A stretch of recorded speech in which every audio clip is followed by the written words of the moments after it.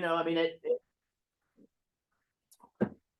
this kind of is where I can hang all of the things that we have. I have every Bowling for Soup picture, all of our promo shots through the years, and all of our Nice. over here. And this happened during COVID. I went a little crazy. Not that during the lockdown, I should say, so to speak. And then Mhm. here, as I said, just gold records and platinum records and stuff. And so, yeah, it's fun. Sometimes I just sit in here and just look around. Oh, neat. You know? That's awesome. I love that. When you have so many things in there, I bet it's kind of fun. You ever forget Yeah, about some of the stuff that's on the wall? 100%. Yeah, sometimes I'll just be looking around the walls in here and I'm just like, oh, wow, I remember that. Or I'll be on like a interview or something and I'll mention, like the other day I was on this I have a friend that teaches a class at OSU, and Zach Malloy from the Nixons, and he teaches a songwriting class at OSU, and I was talking about writing "Girl the Bad Guys Want," and I was like, oh, and here's the gold single right here, and you know, up there's the gold record from Ireland, and yeah, so sometimes I can just point little things out, which is nice. I love that. That's awesome. All right. So I want to kind of start just so you kind of know where we're gonna go. I'm gonna kind of start with the formation of everything in Wichita Falls.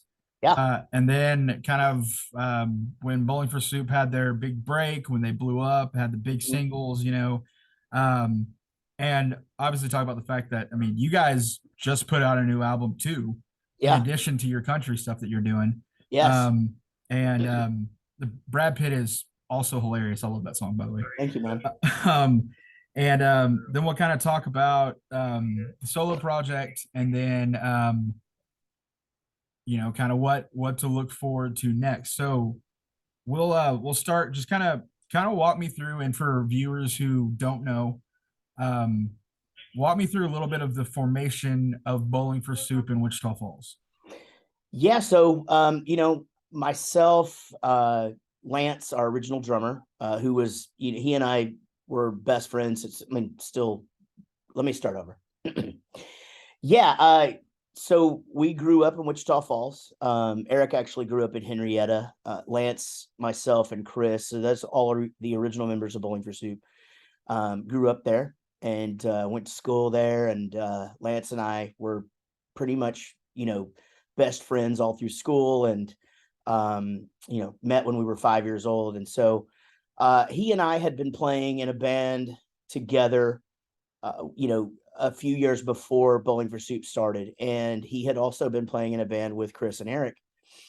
Chris used to run this little coffee house over on Grant Street behind where Taco Bell was at the time. I'm not sure if it's still there, um, but it was called the Refuge, and he could get really great bands to come through. But he also gave local bands a place to play, and so we were playing mine and Lance's band was playing there, and their bands were playing there, and everybody kind of disbanded at the same time. That we graduated. Lance and I graduated from college, and our bass player went off and to do other things, and Chris and Eric found themselves also needing a band, and so Bowling for Soup started right there, 1994, on in a little shopping center there on Beverly Drive by Stanley's Number Two, and that's where we would stay for a few years until we moved down to Denton in '96. But yeah, those first few years of it was just, honestly, it was something to do for us. It wasn't really let's go make a career out of this. The first few years, it was really just like, okay, well, obviously Wichita Falls is a nice sized town, but there's not a lot to do, and there's a lot of trouble to get into. And this is the '90s, so maybe it's different. I don't know, but for us, it was a good way to just kind of keep ourselves busy. And so we rehearsed every single night, and we started to play out on the weekends fairly quickly. And '96 rolled around, and that's really when we just decided we were going to go for it and moved down to Denton. And Lance would end up leaving the band just because touring was not for him, though we still remain close. And Eric actually just left the band about 4 years ago, I think, or so. He's moved to Memphis and he's doing his own music now. But so Gary Wiseman actually joined the band in the late '90s, and that was the lineup for most of our career. But yeah, I mean that's where it all started. I love that. Just talking about the local places, that people are gonna love that. Yeah. So you guys moved to Denton '96, Mhm. and you're recording a couple albums. It doesn't seem like anything's really taking off, and then all of a sudden, it's like "Girl All the Bad Guys Want" just Yeah. is a hit. Talk to me a little bit about how you guys were feeling before that song went as big as it did, and Mm. then obviously got nominated for Grammys. So, talk to me a Yeah. little bit about how that was kind of a turning point for you guys. We recorded our first record really fast after we started. I mean, we started June 4th, 1994. July 3rd, 1994, we played out at Memorial Stadium for the big fireworks display thing, and that was our very first show. And our album was out by September, just our self-titled record. And then we made another album there called Cellmates. We made while we were still there in Wichita Falls. And then when we moved, we did two more albums, Rock on Honorable Ones and Tell Me When to Woe. And then in '99, we got signed to Jive Records, and our first major label album did not do all that great. Yeah, I think from people around North Texas, it probably seemed like it was better than it was, but it really didn't do all that well. But it did really well in the UK, which got us the opportunity, which a lot of bands don't get, to do a sophomore album on a major label. And that's when Drunk Enough to Dance came out. Girl the Bad Guys Want went to rock radio first. And then over the course of about 6 months later, a pop station up in Indiana started playing it. And it got a Grammy nomination, and all of a sudden it was on pop radio everywhere. So in 2004, things definitely started changing. We had done 9 years in a van, and all of a sudden we were on a bus and we were flying everywhere. And so definitely a lot changed for us. I mean, the good thing about it is that it really wasn't ever a big like boom, because we had just sort of been building it, as I said, throughout those records, with each one of those records that we were doing ourselves. And then down here in Dallas or whatever, our local following was getting bigger. We were getting bigger all over Texas, Oklahoma, and then being able to tour and actually draw people in other states and things like that. So um, that's kind of one of the things that I think is a really big positive for our band, is that it was just sort of a really even sort of incline. So there was really we never really had to drop off the face of the earth like a lot of bands go through, because it was a slow build. And that has, I think, been why we've been able to keep it the way that it is. Instead, we do more business now than we've ever done. Our shows are bigger now than they've ever been. And I think that's testament to the loyalty of the fans and just persistence. Yeah, so you kind of I was gonna hit this a little bit later, but since you kind of already started talking about how you guys have been able to sustain it for so long, Yeah. you see, or we saw yesterday, obviously after the big Blink 182 announcement, they made the announcement of When We Were Young, and you guys are on that, Mhm. which is very, very, I mean, the fest as a whole is exciting. But I've kind of noticed, especially because, I mean, I grew up, I was in high school in the early 2000s. Mhm. And a lot of the music I grew up loving, I was into punk, I was into emo, I was into hardcore, all that stuff. All Mhm. that seems to be having this massive resurgence. Mhm. Um, what do you think is the reason for that? As someone who is, kind of seeing a lot of the bands that you maybe played with, shared the stage with, and Mhm. your band too, you guys have had steady success, like you were saying, but there's kind of been a little bit of resurgence. What do you think the reason for that is? There's definitely been a resurgence for Bowling for Soup and for pop punk, as a genre. When it really started to kick in was around 2014 for us, 2015. We had been just lots of hits between 2003, 2007, and then there's a bit of a lull. We were putting out music, fans loved it, but we got dropped from our label, and then we were DIY for a while. And I wouldn't say there was ever really a decline, but like, you could just sort of feel that there wasn't quite the same excitement. And it wasn't just us, it just seemed to be sort of everybody in our genre. And for Bowling for Soup, at first I feel like it was that 1985 and Punk Rock 101 were on Radio Disney so much in between 2003 and 2007. And Phineas and Ferb had come out around that time too. So all of those kids that were listening to us as children were kind of starting to grow up and be able to go to shows. And so we noticed our audience just got young again, and then, and just started building. And then for pop punk, I just consider this genre one of those genres that's not ever going to go away. I think it'll ebb and flow, sort of like hair metal, you look at how big, Motley Crue, Def Leppard, and Poison and all those bands were back in the 80s. And then, and there was part of the 90s where they weren't even playing the same size. Poison is not a really good example of that because they continue to do huge, but you get what I'm saying. Like they're not near as big as they were. And now they've just done this huge stadium tour, and you see all those bands back out there and traveling and stuff. And so I don't think it's unlike what we're doing with the pop punk thing. And it just sort of kind of keeps, Machine Gun Kelly didn't hurt crossing over into pop punk. You got artists like Mod Sun, and you got All Time Low, who actually just had like a huge radio hit, and that, that all of that, as far as, and now streaming. So it all just sort of like just continues to help build it. And then of course, as you said, Blink-182 announcing that they're reuniting, which I'm going to be honest, I knew that was going to happen, and I knew that we were on When We Were Young Fest, but I had no idea that was getting announced yesterday. Like, or I had no idea that was getting announced 2 days ago. Like, no clue. I found out that morning. I woke up to okay, they finally announced the Blink-182 thing. I'm like, okay, breathe easy, the cat's out of the bag. And then I get a text message with the artwork for When We Were Young Fest, and I'm just like, what is happening today? Like, this is crazy. And so, and then, there's just the fact that Green Day and Blink-182 are headlining that festival next year. We can all just kind of cross our fingers and hope that it goes well this year, because it has not happened yet.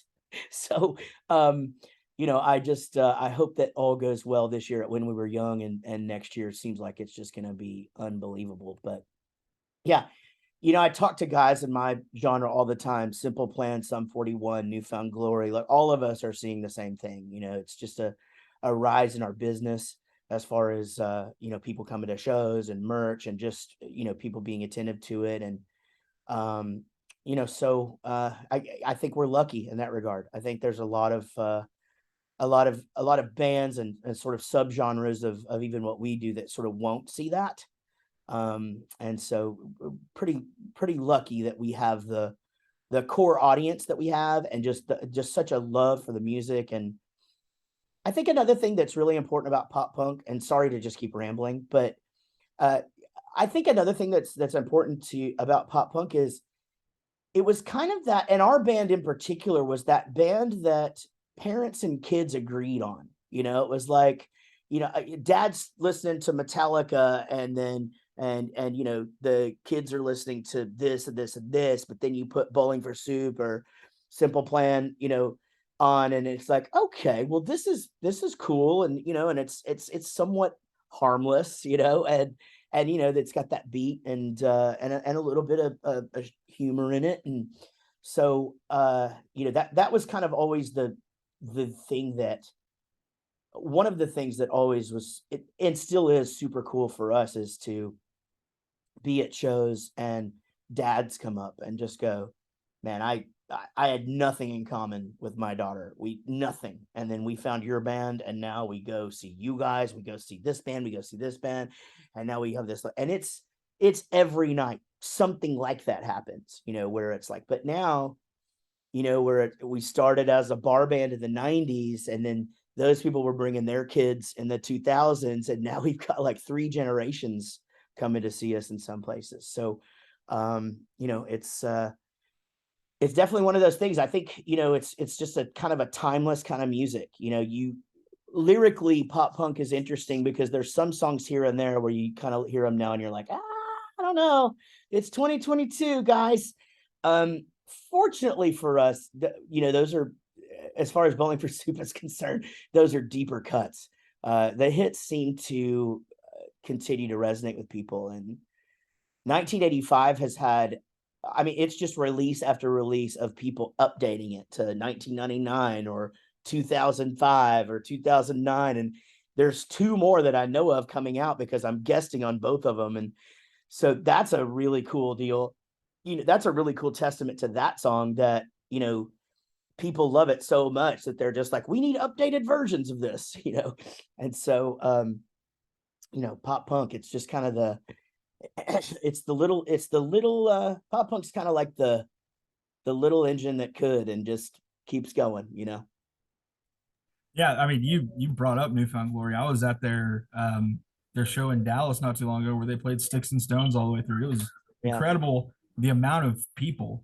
It was Yeah. wall to wall at the House of Blues. It was crazy. Okay, so let's talk about country. Let's talk about your solo stuff, man. So what was it that made you want to start doing country? Is that something you've kind of always kind of liked, or did you grow up listening to it, or what was kind of the motivation behind going solo and doing country? So as I said, I grew up in Wichita Falls. Country is king there. And, I grew up listening to KLUR every day to hear what we were having for school. I'm sorry. I grew up listening to KLUR every day to hear what the lunch menu was. Big Jim Russell would tell us who had the lunch of the day, and, that's my childhood. Urban Cowboy came out and we were just all little country kids. And my brother was in FFA when he was in high school, and he's 5 years older than me. So he was in the Rider FFA, which pretty much meant while he was being a farmer guy, I was too, so because I just pretty much wanted to be him all the time. And so country's just always been there. A huge influence in my songwriting. Bowling for Soup, if you really break it down, songs are stories, and that's all from country. I have a Waylon and Willie tattoo on my arm that you can sort of see. Oh, there's Willie. There's Waylon over there. And those have been on there for a long time. And so I always knew I wanted to do a country record. I just didn't know in what capacity, whether it would be a side project or whether Bowling for Soup would do it. And I've already got 6 side projects, and I've got and Bowling for Soup, I felt like it would be taken as a novelty. And also I really didn't know if we needed to do that because we're still cranking out new music and it's still doing really well. And so the pandemic happened, and Zach Malloy from the band called the Nixons, who is a Nashville songwriter now doing really, really well. He and I, talk all the time, and he was like, man, you just got to do your country record. It's just time. And I was like, yeah, let's just do it. And that's literally how it happened.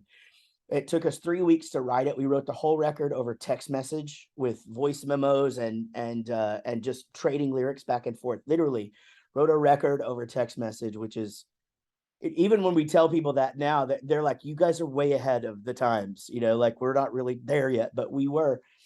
And recorded all the music in 1 day, and I recorded the vocals in 2 days, and that was last March. And here we are. It's out, and could not be prouder. My first single, one of the good ones, went top 30 in Texas, and my newest single, Drunk as It Takes, just was the highest debut in the Texas charts last week. So the Texas country scene has been very nice to me and very welcoming to me. I'd heard that it might be a little bit difficult to crack because it's a little cliquey.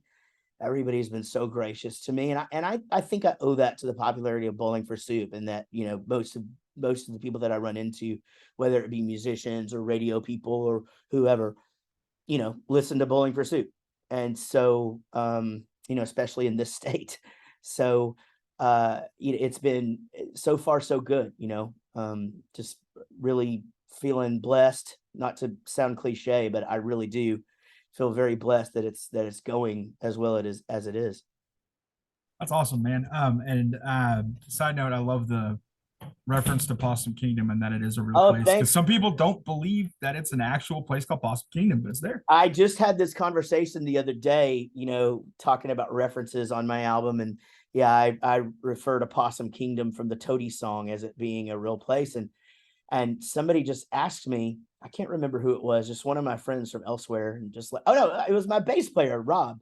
And he just goes, so my bass player in Bowling for Soup is my bass player in my country band, but he's from Pennsylvania. And so he flies in and out and he just goes, what is Possum Kingdom? And just like, it's a lake, it's like the lake. If you live in North Texas, you just find yourself going to Possum Kingdom every once in a while. It's just what happens. And so, yeah, to address the fact that it's a real place. And there's a little tie in there too. So that's a Toadies reference. Toadies have a song called Possum Kingdom. Our original name of our band was going to be Rubberneck, and their album came out during that first month of us, kind of getting everything together, and it was called Rubberneck. And so we were pretty much forced to change it. And it's pretty fun now because we play shows together all the time, and obviously been friends for a really long time. But just another little tie in there. Love that. All right, so two more to kind of put a little bow on it. Either yourself as a solo artist or Bowling for Soup. Are you guys have any plans to come back to Wichita Falls anytime soon? Man, the Wichita Falls conversation happens all the time. In fact, we just had an opportunity right before lockdown, and I think that was going to happen. And so, I feel sure I'm going to come through there, at least as a country artist soon.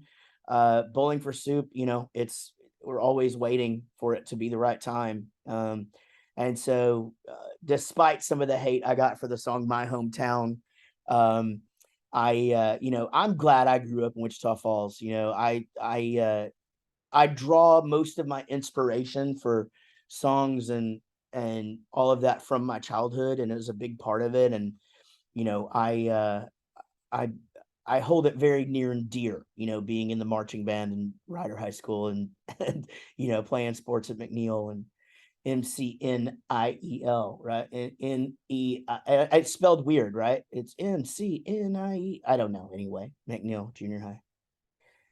But yeah, I definitely would come back in a heartbeat, and I'm sure I will be through there very soon playing country shows because that's kind of my focus going into 2023. Bowling for Soup toured really hard this year, and we'll be doing a lot of stuff, but not as much just like just touring and touring and touring and touring. Is that we've got a lot of catch up to do on some international stuff, and got some cool things planned.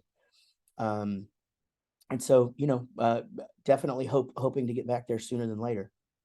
Great. Well, I hope to see you back here soon. The the wrap up. That's you got to ask. Yeah. Is your band's name Bowling for Soup? Yeah. A lot of people are wondering. Right. It's the hot buzz. Are you guys bowling so you can earn soup, or are you Right. bowling on behalf of soup? So this tweet for, I mean, I guess it's been 7 years ago since this guy named Wiffle Ball Tony put out a tweet and then screenshot it and put it out on Instagram. And it just so simply just said, are they bowling to earn soup or are they bowling on behalf of soup? And no matter how many times I just kind of tried to avoid it, it would come back and come back and come back. It's been so great for the band because it just keeps, bringing our name up, and all of a sudden it's like, hey, here's somebody retweeted it and it's got 1 million likes. And then my phone blows up. Every time it resurfaces a couple of times a year, my phone will just blow up and be like, hey, can you answer this? Or, people tagging me on Facebook. And so I held a fake press conference the other year, and I answered this question. And I did just put out a TikTok where I answer it as well. But I'm going to give you guys I've never said it on TV before, I don't think. So I'm giving you guys KFDX. That's right. KFDX, right? KFDX TV3, right there. It's right by Tanglewood, where Gary used to live, and I'm from Fountain Park. So right there in our little world, okay, giving you guys the exclusive TV thing. We are going to earn soup because it is what we do for a living. So I'm imagining that soup would be food, money, life. So we are bowling to earn it. However, I have made it very clear that if soup ever needs us, we will be there on its behalf. I love that so much. That was great. Good setup and everything. Thanks for that, Thanks, man. man. Sweet. Well, I mean, that's I feel like I could just sit and talk to you about pop punk for hours because that's Well, it's you can obviously tell I like to talk about it. So right. I love that though, because I mean that's what I grew up with. And I think for a side note for me, that was because like I played in bands and um none of them went too far, but I did get to tour, and that was like the one thing I always wanted to do from when I was a kid. And I got to knock that out when I was yeah. 19. And so it's like, hey, sweet, bucket list is done. I'm good. But I but love it. but seeing a band from here make it was, I think, played a big inspiration into how big the music scene got here in the early mid 2000s, just because like so many people were like, well, hey, we didn't know that people from Wichita Falls could make it, Yeah. but they did, so let's do it. And so like kudos to y'all for that, because it Well, it thank you. inspired a bunch of bands around here for sure. Thank you. Well, yeah, and I do want to make it clear, it's funny. Uh the whole like where are you guys from? We're from Wichita Falls. But when we moved to Denton, and then that's kind of when things took off. And so that's where we were living at the time once we were doing all the interviews. But I do try to always specify we grew up in Wichita Falls. We're from Denton. We still live in Denton. And so but again, Wichita Falls is near and dear to all of our hearts. We talk about it all the time. Everybody's got memories of all the different practice places that we had, and we talk about. Honestly, what comes up most when we're talking about our hometown is the food. We talk about, well, first everybody wants to talk about Bar L, and then P2, and P2 that you can drink beer in your car. And then then we get into the hamburger argument, whether Gene's Tasty Burger is better than Pat's, and then Pat's is better than Ronnie's, and Ronnie's is better. I don't think Bubba's is there anymore, right? But like all the different hamburger stuff. Then we get into the pizza argument. Then we get, it's just, and then it's like, where were the original red tacos? No, that's not right. And it just, and so yeah, definitely great memories. And I don't really have much family there anymore. I got a couple of nephews and nieces that are still there, but so I don't get to visit as often as I probably should. But I really appreciate you talking to me today. Hey, it was my pleasure, man. It was good to meet you. And next time I'm in DFW, which is going to be Saturday, maybe I'll see you around. Yeah, maybe so. I'm actually heading to Hawaii. I've got a show in Hawaii, and I parlayed it into a trip for me and my wife and my tour manager to just kind of stay for a couple of days and Love get that. some much needed rest since that tour, man. I'm 50 years old. That summer tour almost killed me. But I'll come back ready to go again, I'm sure. Love that. It was good talking to you, Jaret. Nice to meet you. You too, brother. We'll talk to you, Josh. Thanks, man. You got it, buddy.